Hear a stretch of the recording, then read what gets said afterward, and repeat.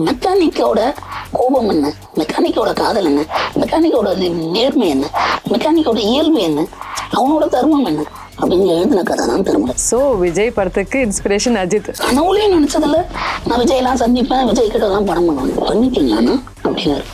என்னடா பண்ணிட்டேன்னு கேட்குறாரு. நைட்டு ஒரு 3:10 மணிக்கு ஒரு கால் வருது. மோகன் இருக்காரா? யாரு நீ அப்படின்னு. நான் விஜய் பேசுறேன் அப்படின்னாரு. தூங்குதுவை அப்படின்னு அது 3 பேண்ட்டு 5 சட்டை 4 இன்னரா. விஜய் சாருக்கா? ஆமா, மொத்த படத்துக்குமா. எஜிப்டில் இருக்கிற சாங்க கூட அதே கிஞ்சி போன ஜீன்ஸு, அதே ப்ரௌன் கலர் சட்டை, அதே இன்னரு, ஃபைட்டில் என்ன போட்டாரோ அதிலே தான் எடிப்டில் நான் சாப்பிட்டேன். ஃபர்ஸ்ட்லாம் அவர் எதுவுமே சொல்லலைன்னு சொன்னீங்க. இந்த படம் இவ்வளோ பெரிய ஹிட் ஆனதுக்கப்புறம் ஏதாவது சொன்னாரா கூப்பிட்டு? வழக்கமாக சொல்கிற மாதிரி செஞ்சார். ஓகே, சொல்லலை. ஒரு நாள் திடீர்னு கூப்பிட்டாரு. வணக்கம் சார், எப்படி இருக்கீங்க? ரொம்ப நல்லா இருக்கம்மா. உங்களுக்கு கண்ணு முன்னாடி ஆல்ரெடி ஏகப்பட்ட விஷயங்கள் இருக்கு. ஒரு ஏர்ஃபோர்ஸ், ஆர்மி அந்த மாதிரி இருக்கிறவங்களா இருந்திருக்கலாம், ஒரு போலீஸா இருந்து இந்த மாஸ்க் காமிச்சிருந்துருக்கலாம். பட் ஏன் ஒரு மெக்கானிக்? எழுதின காலகட்டம் என் நண்பன் துரை இந்த VSL துரை முகவரின்னு ஒரு படம் பண்ணிட்டு இருந்தாங்க. அஜித்தை நான் தினம் பார்க்குற வாய்ப்பு. நிக்கா சக்கரவர்த்தியோட அஜித் என்கிட்ட ஒரு நல்ல ஒரு அற்புதமான மனிதன். அப்படிங்கும்போது எனக்கு சினிமானாலே டிஸ்கஷன் போனால் கீழே அந்த ரூம் சைஸ்க்கு ஒரு பெட் இருக்கும். அதில் தான் போய் உட்காந்துப்போம். அதில் தான் ஒரு திண்டு இருக்கும். அதில் தான் கால் நீட்டிப்போம். அதில் தான் பேசுவோம். அதில் தான் படுத்து தூங்குவோம். எல்லாமே நல்லது கிடையாது, எல்லாமே அங்கே தான் நடக்கும். நான் ஃபஸ்ட்டு முகவரி ஆஃபீஸ்க்கு போகும்போது அப்படி ரூம் இருக்குது. ரூம் போனோம் உடனே எவ்வளோ சார் டூயிங் அப்படின்னு சச்சுமா பேசிட்டு இதே நான் நான்சன்ஸ் மாதிரி எல்லாம் படுத்துட்டு தெரியும். தூக்கும் போது இந்த பயப்பட்டு ஒரு கான்ஃபரன்ஸ் டேபிள் போடுங்க. இந்த ஒர்க்கிங் ஆம்பியனே இல்லையே. Yeah, you're not to relax, not to sleep. You're not at ease. வாழ்க்கை நமக்கு அவ்வளோ டைம் இல்லை. You should be on our toes. அப்படின்னு சக்கரவர்த்தி சாரை கூப்பிட்டாரு. எனக்கு இந்த பெட்டை தூக்குங்க. முதல்ல இந்த இடத்துல பசங்களுக்கு ஒரு 10 சீட்டர் 12 சீட்டர் கான்ஃபரன்ஸ் டேபிள் போடுங்க அப்படின்னாரு. முதல்ல நான் சினிமாவில் பார்த்த மாற்றம் அது. கரெக்ட் நடுவில் உட்காந்து நாங்கள் எல்லாரும் சுற்றி உட்காந்து அந்த ஒரு ரிவால்விங் சேர்ல இப்படி நான் தூங்குறதுனா போயிட்டு வேற ரூம்ல தூங்கு, பேசுறதுன்னா உட்காந்து பேசு அப்படின்னு அந்த ஒர்க் டிசிப்ளின் இருக்குல்ல, அது எனக்கு அஜித் கிட்ட இருந்து கற்றுக்கிட்ட ஒரு விஷயம். வர்ற தூக்கம் வருதா சொல்லிட்டு தூங்க வருதுன்னு போய் அழகாக போய் தூங்கு, திருப்பி எழுந்து மூஞ்சி கழுவி டீ குடிச்சிட்டு வந்து ஒர்க் பண்ணு. டோன்ட் மிக்ஸ் போத் அப்படின்னது எனக்கு பயங்கரமான வண்டியில போய் உட்காந்தோடனே அப்போ அவர் பேசும்போது அவர் அந்த ஒர்க்கு, அவர் மெக்கானிக்கா இருந்தது, அவரோட லைஃப், அவரோட கோபம், அவர் படிக்காம போனது அப்படின்ற நிறைய விஷயம் என் லைஃப்ல கோயின்சிடன்ஸ் பரவாயில்லையே அப்படின்னா அந்த மனிதன் என்னை மிகவும் பாதித்தான். அப்படிங்கும்போது ஒரு மெக்கானிக்கோட கோபம் என்ன, மெக்கானிக்கோட காதல் என்ன, மெக்கானிக்கோட நேர்மை என்ன, மெக்கானிக்கோட இயல்பு என்ன, அவனோட தர்மம் என்ன அப்படின்னு எழுதின கதை தான் திருமலை. ஸோ விஜய் படத்துக்கு இன்ஸ்பிரேஷன் அஜித். உண்மையா இதுதான். இது அஜித்துக்கும் தெரியும். இந்த கதையை நான் டிரைவிங் அவுட்லன்ஸ்ல நானும் ராதாவும் உட்காந்து நிறைய நேரம் பேசிட்டேன். திருமலை கதை.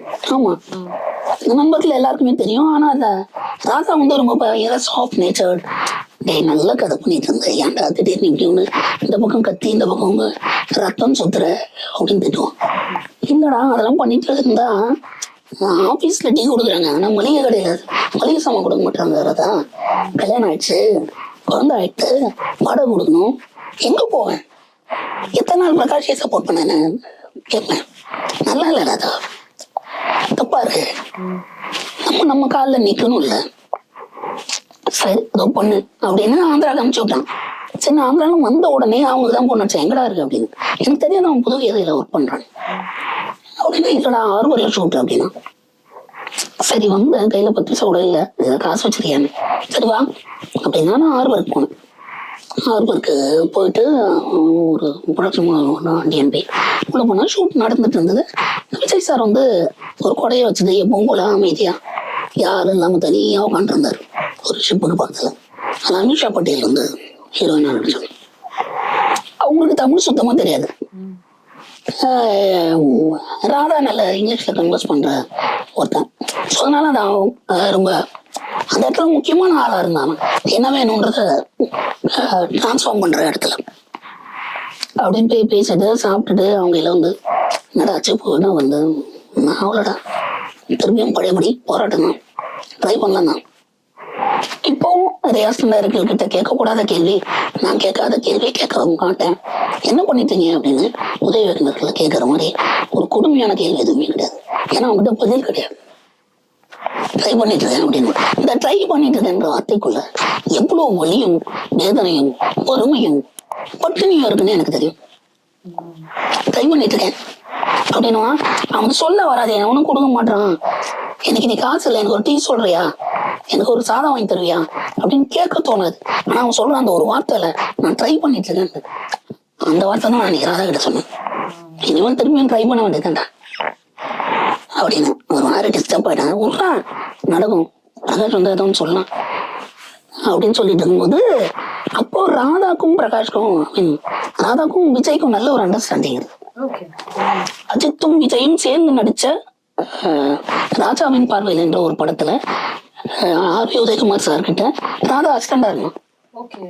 ஸோ அந்த ரேப்போல விஜய் பேசுற ஒரு ஆள்னா அந்த யூனிட்ல அப்பார்ட் ஃப்ரம் டைரக்டர் ராதா தான். அவரோட ஆரம்ப காலமும் ராதாக்கு தெரியும். அப்படிங்கும்போது அப்போ அடுத்த படம் கதை கவிதாலயன்றது ஃபிக்ஸ் ஆயிடுச்சு, கதை செட் ஆகல. சூப்பர் ராதா கிட்ட ஏதாவது நல்ல கதை இருந்தா ஏதாவது சொல்றீங்களா, நான் உங்களுக்கு தெரிஞ்ச இடத்துல. சார் உங்களுக்கு கதை எல்லாம் என்கிட்ட இல்லை சார், நான் ஏதோ பூ புஷ்பம் அப்படின்னு சுத்தின இருக்கிற ஆளு, நமக்கு கத்தி சண்டைலாம் வராது சார் அப்படின்னு சொல்லிட்டு இல்லைன்னா ஆரம்பிக்கணும்னு ஒரு இந்த படம் இன்னும் 10 நாள் ஷூட்டிங் முடிச்ச உடனே அது ஆரம்பிக்கணும் டேட் வேஸ்ட் ஆகும் போல இருக்கு தெரியல அப்படின் போது அப்போதான் நான் செட்டுக்கு வந்திருக்கேன்.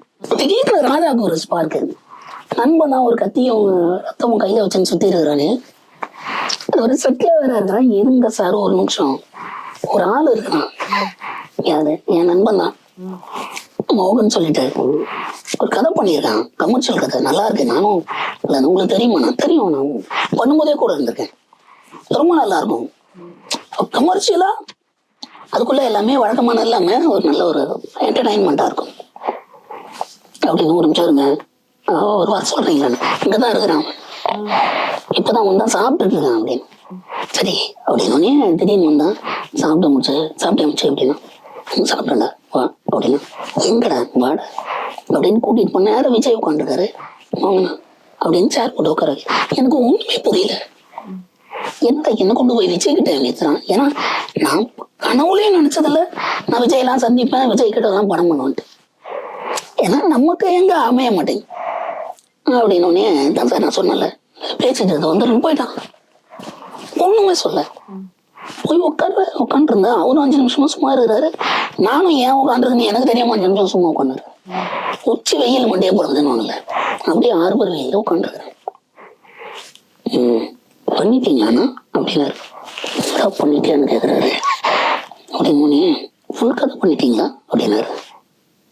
ஓ அப்போ நம்ம கதை சொல்றது நான் கூப்பிட்டு வந்துடுறேன் அப்படின்ட்டு பண்ணிட்டேன் சார். சொல்ல முடியுமா அப்படின்னு. சொல்லலாம் சார். இவ்வளவு தன்மையா தான் பேசுறேன்னு அவ்வளவுதான்.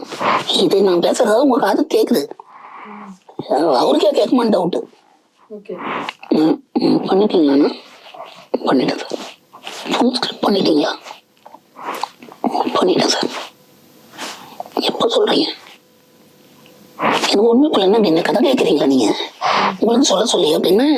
எனக்கு பேரல ஒரு பிரமிப்பு தானே.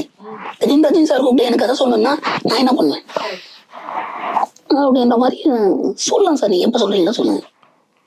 சரி நம்பர் கொடுத்துட்டு போங்க, ராஜேந்திரன் சொல்லிட்டு என்னோட வேலை இருப்பாரு, அவர்கிட்ட கொடுத்துட்டு போங்க, நான் கூப்பிடுறேன் ஃப்ரீயா இருக்குமா அப்படின்னாரு. சரி சார் ஷார்ட் ரெடி போயிட்டாரு. எனக்கு இந்த ஒரு அதிகபட்சம் ஒரு 10 நிமிஷம் இருக்குமா, இல்லை 7 நிமிஷம் இல்லை 10 நிமிஷம் இருக்கும் அப்படின்னு போயிட்டாரு. அந்த ஷார்ட் முடிச்சுட்டு அதை ஒன்று என்னடா சொன்னாரு, ஏடா அறிவில்லை ஏதாவது சொல்லிட்டு கூப்பிட்டு போக மாட்டியா, எதுக்கு என்னத்தை நடக்கணும், நான் நடக்கும் இல்லைன்னா வேலையை பார்க்கலாம், வழக்கமா ட்ரை பண்றதை பண்ண தானே போறோம் அப்படின்னு. என்னடா சொன்னார் அப்படின்னு சொன்னாரு. நம்பர் கொடுத்துட்டு போக சொன்னாரு, அவ்வளவுதான். கூப்பிடுறேன் கூட வேலை செஞ்சவனே மதிய மாட்டான் இவரை ஒரு படம் நான் ஒரு படம் கூட வேலை செஞ்சதில்லை. அதில் அவர் இருக்கிற உயரம் ஒன்று ஒரு நீங்கள் பண்ணிட்டு இருக்க காதல் கொண்டேன், காதலுக்கு மரியாதை, குஷி, அந்த மாதிரிலாம் பண்ணிட்டு இருக்காரு. இந்த டைம்ல போயிட்டு எப்படிடா அப்படின்னு சரி இப்போ என்ன 5 நிமிஷம் அங்கே உட்காந்து என் கூட நின்னதான் அங்கே நின்னு நினச்சோ ரொம்படா நீ அப்படின்னு சரி நீ காசை கொடு அப்படின்னு சொல்லிட்டு ஒரு 500 ரூபாய் அவங்ககிட்ட பேட்டா காசை வாங்கிட்டு கிளம்பியாச்சு. பயங்கர வெறுப்பு. எனக்கு ஒரு துளி கூட நம்பிக்கை இல்லை, 0.01% கூட நம்பிக்கை இல்லை. இவரெல்லாம் எனக்கு நம்பர் அவரோட அசிஸ்டன்ட் இப்போ ராஜேந்தர் நெல் மாதிரி கூடவே இருப்பார். அவர் நம்பர் வாங்கிட்டு என் பேரை வாங்கி தான் சார் போயிட்டு நேராக போனேன். அழகாக ஒரு அப்பாட்டில் ஓல்டு மந்த் சரக்கு வாங்கினேன், ஃபுல்லாக குடிச்சார், சாப்பிட்டேன், வீட்டில் போய் படுத்துட்டேன். நல்ல நாள்லயே நம்ம நாயகம் இதில் 6 பாட்டில் குடிச்சா நம்ம எந்த இதில் இருப்போம் அப்படின்னா போய் படுத்துட்டேன். படுத்துட்டு ஃப்ரஸ்ட்ரேஷனோட உச்சம் அப்படின்ட்டு பார்த்தா நைட்டு ஒரு 9:10 மணிக்கு ஒரு கால் வருது. நோக்கியா டபுளும் சின்னதாக ஒரு ஃபோன் டபுள் 0 அந்த ஃபோனில் அடிக்குது. அடித்தா படுத்துக்கிட்டு நல்லதும் அப்படின்னு மோகன் இருக்காரா யாரு நீ அப்படின்னு நான் விஜய் பேசுகிறேன் அப்படின்னாரு. தூக்கம் உதவி அப்படின்னு கால் பண்ணிட்டேன். அதாவது இந்த லக்ஷ்மி வரும்போது காதை உடைக்கிற வேலை இருக்குல்ல அதை நான் பார்த்தேன் அப்படின்ட்டு எனக்கு பயங்கர போதேன். நான் யாரோ கூப்பிடுறான் என்னத்து பேசிட்டு அப்படின்னு வேற என் ஒய்ஃப் வரல போதையில ஏதாவது திட்டி கட்டி தப்பா எடுப்பாங்க ஃபோன் எடுத்து தனியாக வச்சிருவா வேற. அந்த நேரத்தில் இருந்தது அன்னைக்கு அவன் பார்க்கல. ஒரு 2 செகண்ட் கழிச்சு திருப்பி அடியுது அந்த நம்பர். ஒருத்தனுக்கு நல்ல நேரம் இருந்தா திருப்பியும் வரும்னு சொல்லுவாங்கல்ல, அதுதான். கெட்ட நேரத்தில் நீ என்ன ட்ரை பண்ணாலும் நடக்காது, நல்ல நேரத்தில் ஒரு சின்ன காத்துல கூட வந்து சேர வேண்டியது உங்ககிட்ட வந்துடும் அப்படிம்பாங்கல்ல. ஸோ அந்த மாதிரி இன்னொரு வாட்டி அந்த கால் அடிக்குது. அடிச்சோடனே எடுத்தோடனே இல்லை யாருங்க, இல்லை நான் விஜய் பேசுறேன், ஆக்டர் விஜய் பேசுறேன் அப்படின்னு தெளிவா சொல்றாரு. நான் சொல்றேன் ஆமா எனக்கும் நம்ம யாரோ ஹார்பர்ல அவர்கிட்ட வந்து கையை கட்டி பக்கத்துல நின்றுட்டு இருந்து கதை சொன்னதை வெயிட் பண்ணதான் நம்ம பசங்க அவனை பாக்குறானுங்க. அவனுங்க நம்மள ரேக் பண்றானுங்க. விஜய்க்கெல்லாம் நீ கதை சொல்றியா அப்படின்ற மாதிரி விஜய் மாதிரியே போன் பண்றானுங்க அப்படின்னு. ஆமாண்டா விஜய்க்கு நான் இப்போ கதை சொல்ல ட்ரை பண்றேன், என்ன போ என்னடா ஒரு அசிங்கமான ஒரு வார்த்தை சொல்லி போயிடா போனேன் அப்படின்னு கட் பண்ணிட்டேன். மறுபடியும் 2வது வாட்டி கட் பண்றேன். எனக்கு அப்பதான் ஜனதா உள்ள வந்தான். என்னங்க தூங்குற இடத்துல யாருக்கிட்டே சத்தம் போட்டுட்டு இருக்கேன், இதுதான் போன பக்கத்துல வைக்காதீங்கன்றாங்க. நானா எடுத்தேன், எவனோ ஃபோன் பண்ணி உயிர் எடுக்கிறான் அப்படின்னா சரி அந்த போனுக்கு எடுத்துட்டாங்க. எடுக்கும் போது இதான் மிராக்கள், திருப்பி அந்த நம்பர்ல இருந்து கால் வருது. அப்படிங்கும்போது அவதான் பார்த்துட்டு இது ஏதோ பிரைவேட் நம்பர்னு வருது.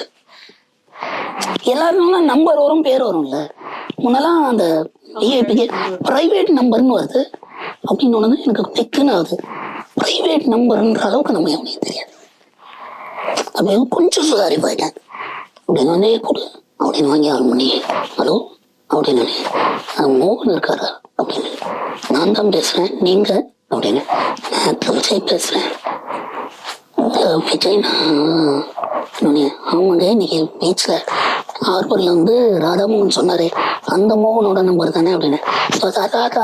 சார் சார் அது இல்லை சார் இது இல்லை சார் அப்படின்னு தத்தகா புத்தகான்னு உளர ஆரம்பிச்சிட்டேன். இல்லைண்ணா எனக்கு புரியுது நீங்க இருக்கிற நிலைமை. அவர் அவ்வளோ அண்டர்ஸ்டாண்டிங் என்ன sir. What a sweet person is. Vijay வேறங்க, விஜய் வேற. 3rd கால் இல்லைண்ணே ஒன்றும் இல்லை நாளைக்கு ஷூட்டிங் கேன்சலு. ஸோ மார்னிங் ஷூட்டிங்கில் ஃப்ரீயாக இருந்தீங்கன்னா நீங்கள் சொன்னீங்க இல்லையா இந்த கதையை ஒரு வாட்டி கேட்கலான்ட்டு. இல்லை சார் நான் வந்துடுறேன்.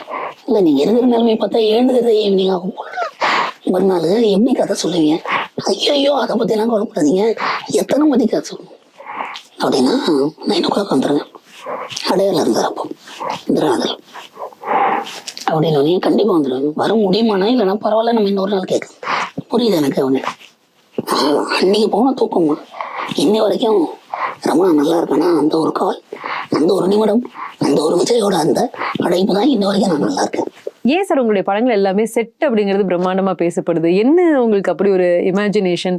நீங்க ஏதாவது பார்த்து அதை அப்படியே கொண்டு வரணுங்கிறதுக்காக போடப்படுற செட்டா? ஏன்னா திருமலை செட்டா இருக்கட்டும், அந்த செட்ல ஒரு அழகான ஒரு விஷயம் நடந்தது.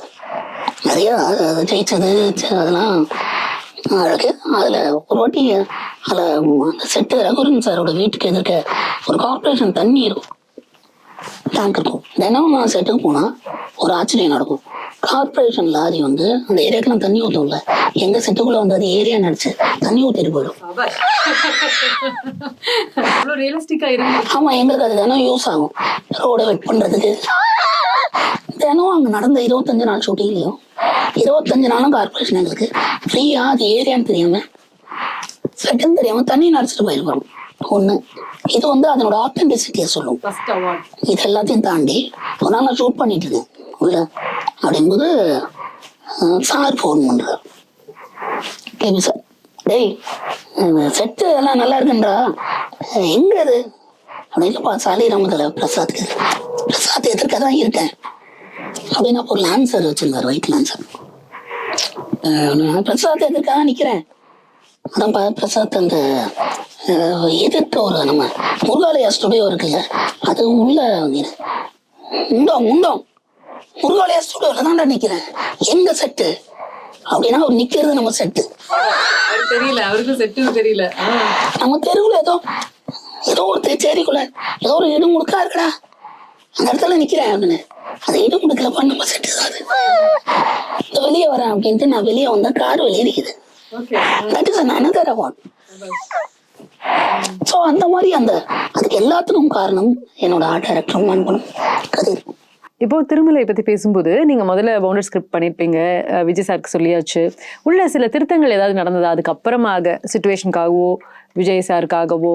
ஆர் நீங்களே கூட முதல் தடவை அந்த ஸ்கிரிப்ட் எழுதும்போது ஒன்னா இருந்திருக்கும், அப்புறம் அது திரும்ப இன்னொரு தடவை படிக்கும்போது இல்ல இதை அடிச்சுட்டு இந்த பக்கத்துல இது எழுதலாமே அப்படின்னு தோணும். ஒவ்வொரு தடவை படிக்கும்போதும் ஒரு இம்ப்ரோவைசேஷன் நடந்துட்டே இருக்கும்ல. ஸோ இது கதை சொன்னதுக்கு அப்புறமா நடந்ததான்னு கேட்குறேன். ஒரே ஒரு சீன் கூட மாத்தலாமா? இது எல்லாருக்கும் தெரியும். இது வந்து அந்த படத்துக்காக நான் எழுதுனது 63 சீன். நிறைய சீன்லாம் எழுதல, வெறும் 63 சீன் தான் அது எழுதி. ஆக்சுவலாக அந்த கதை தெலுங்குல தான் நான் ட்ரை பண்ணிட்டு இருந்தேன். நான் ஏற்கனவே சொன்னேன் இல்லைங்களா, இங்கே இல்லை கமர்ஷியலாக வந்து நான் அதுக்காக அங்கே ஒரு பெரிய ஹீரோ, அந்த பெரிய ஹீரோக்கு சொல்லி அதெல்லாம் ஓகே ஆகி ப்ரொடக்ஷன்லாம் கன்ஃபார்ம் ஆகி கடைசியில் 10 நாள் ஷூட்டிங்கு முன்னாடி ரைட்டராக மட்டும்தான் வேணும் அப்படின்னாங்க. ஸோ அதனால அதை நான் பண்ண மாட்டேன்னு நான் திரும்பி வந்தேன். ஸோ அதனால தட்ஸ் மீன் அங்கே என்னை வந்து இப்போ படம் போட்டாங்கன்னு சொல்லலாம். கிட்டத்தட்ட ஒரு 15 ரைட்டர் தெலுங்குல இருக்கிற மிகப்பெரிய ரைட்டர் தினம் கூப்பிட்டு கதை கேட்பாங்க. தினம் பார்த்து சொல்லுவேன். ஒரு 2-4 முறை வாய்ப்பாடு மாதிரி 16வது வாய்ப்பாடு வரைக்கும் 63 சீனையும் நான் இப்போ கேட்டீங்கன்னாலே என்னால் சொல்ல முடியும். திருமலை கதையை திருப்பி என்னால் ஃபர்ஸ்ட்லேருந்து ஓப்பன் பண்ணா அப்படின்னு கிளைமேக்ஸ் வரைக்கும் என்னால் சொல்ல முடியும். ஏன்னா அவ்வளோ நெட்ரு போயிடும் மனசுக்குள்ள போய் உட்காந்த கதை. ஸோ அப்படி இருக்கும்போது இதை இவங்க சொன்ன உடனே சார் எனக்கு சொன்னது, இப்போ நீங்கள் சொன்னதை இம்பாக்ட் புஷ்பா மேடம் சொன்னாங்க, நீங்கள் சொல்லும் போது எங்களுக்கு ஒரு இம்பாக்ட் இருந்ததுல, இதை நீங்கள் ஸ்க்ரீனில் ஏற்றி கொடுத்துட்டீங்கன்னா இந்த படம் எனக்கு போகும், நீங்கள் எக்ஸ்ட்ராலாம் ஒன்றுமே பண்ண வேண்டாம், இதை மட்டும் இது நீங்கள் யாருமே ஒரே ஒரு கேள்வி கூட எனக்கு கேட்கலாம். எல்லாமே இருந்த சாங்கு அழகுருள் புத்தகத்துலேருந்து அந்த கமர்ஷியல் சாங்லேருந்து ஃபைட்லேருந்து எல்லாமே அதே தான் இருந்தது. அது ஒரே ஒரு இடத்துல மட்டும் எனக்கு வந்து ஒரு சின்ன அது ஒரு சுவாரஸ்யமான ஒரு சௌந்தரிய பிணக்குன்னு சொல்லலாமா அப்படின்ற மாதிரி தான். காஸ்டியூமர் ராஜேந்திரன் விஜய் சாருக்கு இப்போ ராஜேந்திரன் சார் இருந்தார். அப்படின்னும் போது ஒரு பெரிய Kavithalaya production, Vijay sir hero, Jyothika அப்படின்னு காஸ்டிங் எல்லாமே பெரிய பெரிய காஸ்டிங் செட்டு போடுறாங்க. அப்படின்னோடனே விஜய் சாருக்கு காஸ்டியூம்க்கு வந்து அவர் என்ன பார்க்க வர்றாரு, ஆஃபீஸ்க்கு கவிதா ஆஃபீஸ்க்கு வந்தார். உடனே சொல்லுங்க சார் எவ்வளோ காஸ்டியூம் எடுக்கணும், எத்தனை கோட்டு எதுன்னு. அப்போ நான் ஒன்று பார்க்குறேன், என்ன பாருங்க அந்த உங்களுக்கு நம்ம கோடம்பாக்கம் பிரிட்ஜ் இருக்குது லிபர்ட்டி தேட்டர் தெரியலண்ணே. உடனே ஏன் தெரியாம அப்படின்னாரு. ஆமாண்ணே, அது பக்கத்தில் ஒரு கார்மெண்ட்ஸ் இருக்குண்ணே, அங்கே போய் நியூ போர்ட்னு ஒரு ஜீன்ஸ் 300 ரூபான ஒரு ஜீன்ஸ் ஒரு 5 ஜீன்ஸ் வாங்கிக்கோங்க. அதில் 3 ஜீன்ஸு ஒரே கலரில் வாங்க, ஏன்னா ஃபைட்டுக்கு ஒன்று கிழிஞ்சிச்சுன்னா ஒன்று அப்படின்றாரு. அப்படி பார்த்தா 3 ஜீன்ஸ் தான், 2 எக்ஸ்ட்ரா வாங்க சொல்கிறீங்க. ஆமாண்ணே 3 ஜீன்ஸு இந்த கலரில் ஒன்று, இந்த கலரில் ஒன்று, இந்த கலரில் ஒன்று அப்படின்னு வாங்கிங்க. அதுக்கு ஏதாவது ஒன்று கிழிஞ்சிச்சுன்னா போயிட்டு ஒரு சப்ஸ்டியூட்டோ எதுக்கோ ஒன்று வாங்கி 5 ஜீன்ஸ் வாங்கிங்க. 5 சட்டை அங்கேயே காட்டன் சட்டை வாங்கிக்கோங்க. இன்னர் வாங்கிக்கோங்க ரவுண்ட் கலர் ஒரு 5 இவ்வளோதானே அப்படின்னு. சரி அப்புறம் அப்படின்னு.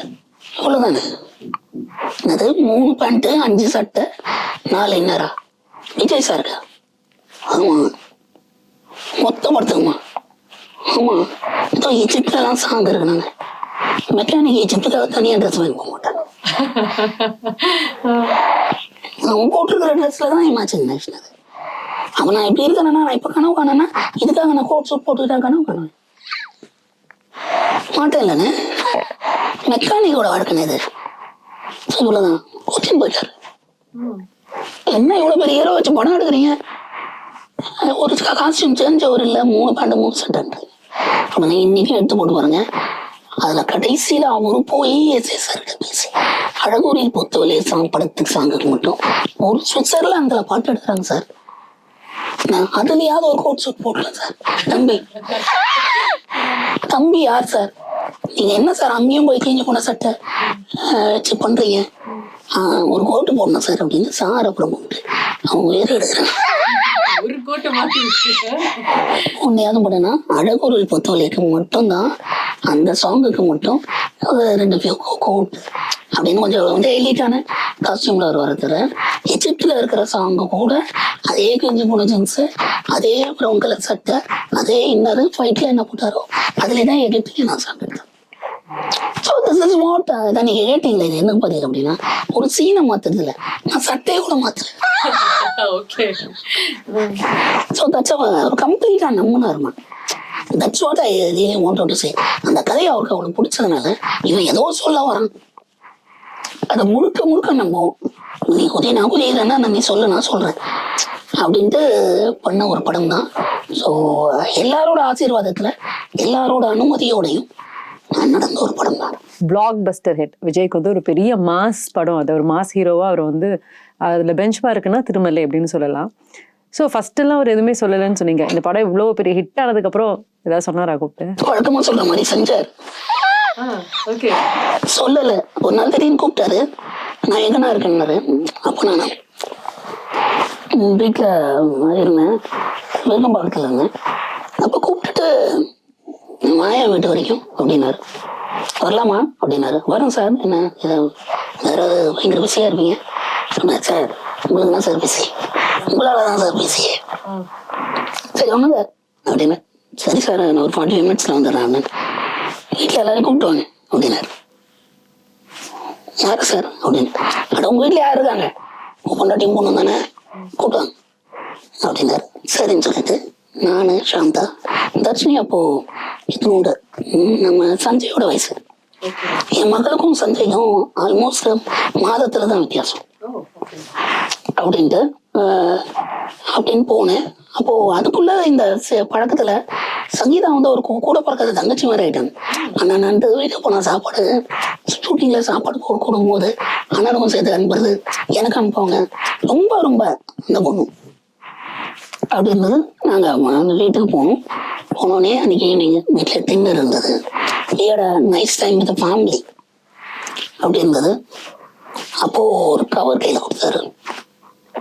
பாப்பாவை கூப்பிட்டு ஒரு செயின் கழுத்துல போட்டாரு. அன்னைக்கு இருந்த பெரிய டிவி சோனி ஒண்ணு இருந்தது.